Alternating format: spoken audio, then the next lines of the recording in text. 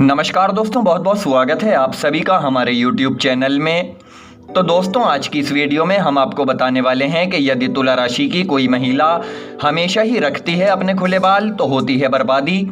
जी हाँ दोस्तों, आज हम आपको बताएंगे कि भारतीय संस्कृति में कब खुले बाल रखना चाहिए और कब नहीं रखना चाहिए। यह हमारे समाज में काफ़ी समय से चल रही प्रथा है। प्राचीन काल से ही यह धारणा व्याप्त है कि खुले बाल रखना अमंगल का प्रतीक है। तो चलिए जानेंगे इस वीडियो में विस्तार से कि आखिर ऐसा क्यों है, महिला किस वजह से अपने बाल खुले नहीं रख सकती है, और यदि रखती है तो किन परेशानियों का सामना आपको करना पड़ता है।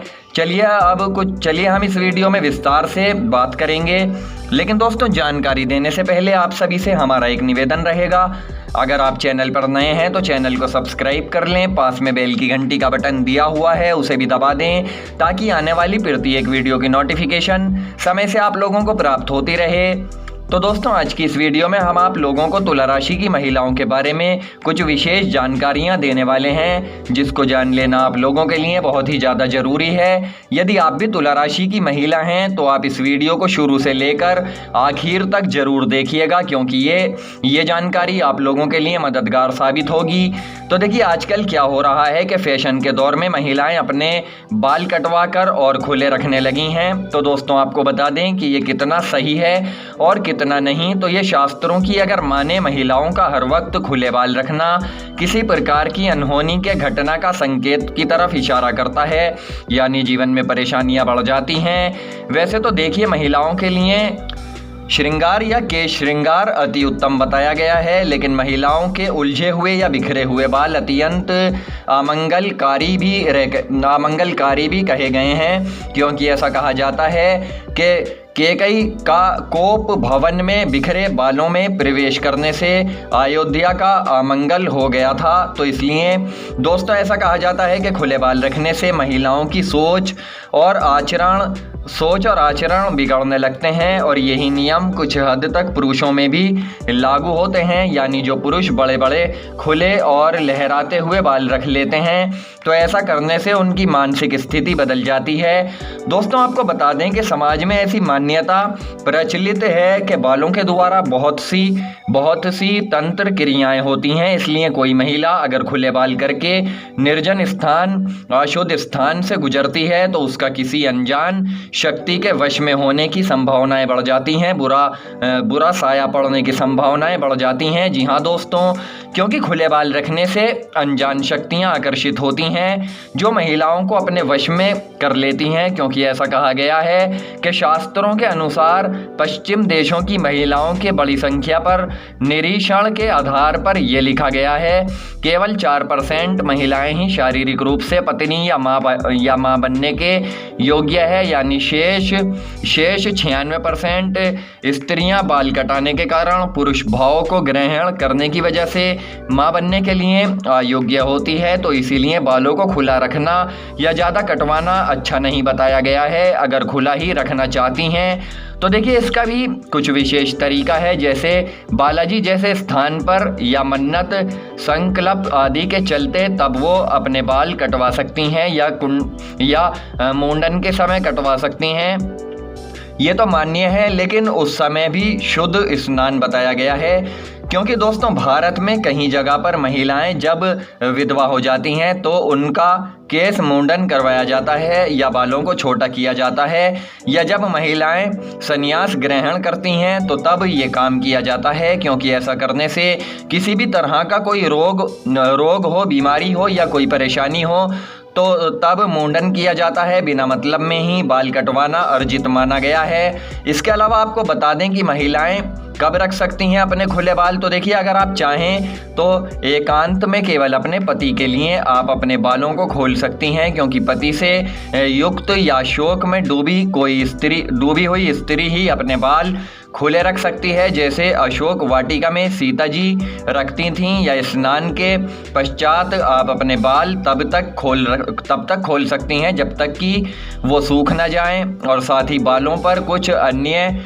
मान्यताएं भी होती हैं, जैसे स्नान के तुरंत बाद बालों में तेल तेल लगाने के बाद आप उन्हीं हाथों से किसी और अंग पर तेल ना लगाएं, इससे परेशानियां बढ़ती हैं, बर्बादी आती है। और यदि भोजन करते समय आपका बाल किसी के आगे भोजन में आ जाए तो उस भोजन को तुरंत ही त्याग देना चाहिए, नहीं तो इससे धन धान्य में कमी आती है। इसके अलावा देखिए एक और बात हम आपको बता देते हैं कि गरुड़ पुराण के अनुसार बालों में काम का वास रहता है, इसलिए बार बार बालों में स्पर्श करना दोषकारक बताया गया है, क्योंकि बालों को अशुद्ध माना गया है। इसलिए कोई भी जप, अनुष्ठान, चूड़ाकरण या यज्ञ, पवित्र आदि कामों में या कोई विशेष शुभ कार्यक्रम में बालों को शुद्ध किया जाता है। वैसे तो देखिए विद्वानों के अनुसार कहा गया है कि महिलाओं के काले बालों को पिरामिड नुमा बनाकर सिर के ऊपर रखने से सूर्य से निकलती किरणों को अवशोषित करके शरीर को जो ऊर्जा मिलती है तो वो मनुष्य को स्वस्थ बनाती है। इसलिए घने काले बालों का होना शुभ बताया गया है। इससे चेहरे की हवा चमकदार, सुडौल व बलवान होती है, क्योंकि चेहरे की खूबसूरती बालों के द्वारा ही दर्शाई जा सकती है। तो इसलिए लंबे बाल आप रख सकते हैं, ज़्यादा कटवाना इनको सही नहीं है। इसके अलावा देखिए रामायण में ये बताया गया है कि जब देवी सीता का श्री राम से विवाह होने वाला था तो तब उस समय उनकी माता सुनैना ने उनके बाल बांधे हुए उनसे कहा था कि विवाह के बाद सदा अपने केश बांध कर रखना, क्योंकि सौभाग्यवती स्त्री के बालों को सम्मान की निशानी माना गया है। इसीलिए बंधे हुए लंबे बाल आभूषण श्रृंगार होने के साथ संस्कार व मर्यादा में रहना सिखाते हैं। आज भी केवल किसी लंबे अनुष्ठान, नवरात्रि या श्राद्ध पर्व आदि पर नियम पूर्वक बालों की रक्षा कर शक्तियों का अर्जन किया जाता है। इसी श्रेणी मुनियों के साधुओं ने हमेशा यही बालों को बांध कर रखा है। और दूसरी बात आपको बता दें कि महिलाओं के बालों को छेड़ने के बारे में भी गलत परिणाम बताया गया है कि रामायण में जब माता सीता का रावण हरण कर रहा था तो उन्हें केशों से पकड़कर अपने पुष्पक विमान में ले जा रहा था, जिसके परिणाम स्वरूप उसका और उसके वंश का नाश हो जाता है। तो वहीं महाभारत में द्रौपदी के दुर्योधन का भाई दुशासन उसके बाल पकड़कर खींचकर भरी सभा में लाता है। तो इस पर द्रौपदी ने प्रतिज्ञा ली थी कि जब अपने बाल तभी बांधेंगी जब दुशासन के रक्त से वो अपने बालों को धोएंगी। तो इसी वजह से कौओं का वंश नष्ट हो गया था। और कंस ने देवकी की 8वीं संतान को भी बालों से जब पकड़कर भूमि पर पटककर मारना चाहा तो उसके साथ भी ऐसा ही हुआ।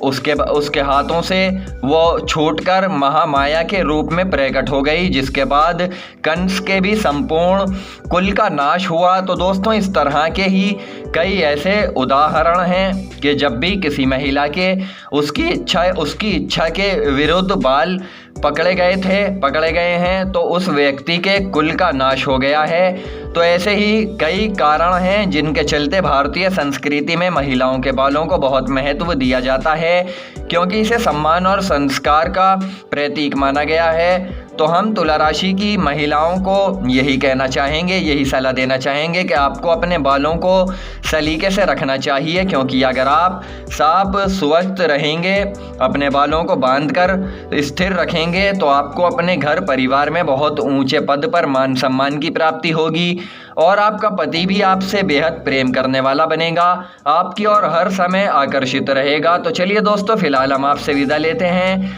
यदि हमारे द्वारा दी गई ये जानकारी आपको पसंद आई है तो आप इस वीडियो को एक लाइक करें, शेयर करें, साथ ही साथ चैनल सब्सक्राइब करना बिल्कुल ना भूलें। मिलेंगे फिर आपसे अगली वीडियो में, तब तक आप अपना ख्याल रखें। धन्यवाद। ओम श्री गणेशाय नमः। दिन की शुरुआत एक अच्छे काम से हो, इसलिए कमेंट बॉक्स में सच्चे मन से जय शनिदेव लिखना ना भूलें। साथ ही साथ इस चैनल को सब्सक्राइब कर लें। रोजाना राशिफल की वीडियो प्राप्त करने के लिए आप इस चैनल को सब्सक्राइब कर लें। पास में बेल की घंटी का बटन है, उसे भी दबा दें ताकि आने वाली प्रत्येक वीडियो की नोटिफिकेशन समय से मिलती रहे। धन्यवाद।